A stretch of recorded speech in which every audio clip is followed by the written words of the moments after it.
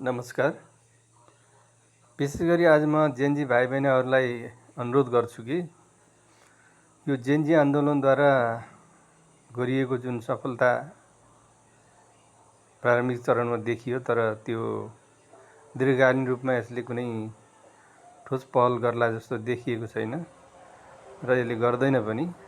तसर्थ तपाईहरूले निरन्तर लागि नै रहनुपर्ने हुन्छ, किनकि अहिलेको तपाईँ स्टक होल्डर नै तपाईँ हो। त्यस कारणले गर्दा तपाईहरू अगाडि बढिरहनुहोस्, सरकारलाई सचेत गराइरहनुहोस्।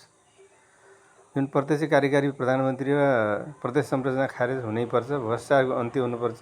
जुन ४६ सालदेखि यताका जुन उच्च पद अथवा सरकारी ओहदामा रहने जोसुकैलाई पनि तिनको सम्पत्ति छानबिन गर्ने र दोषी ठहरे कारबाहीको दायरामा ल्याउने काममा तपाईहरू नै अगाडि बढ्नुपर्छ भन्दै म अनुरोध गर्दछु। हस्, नमस्कार।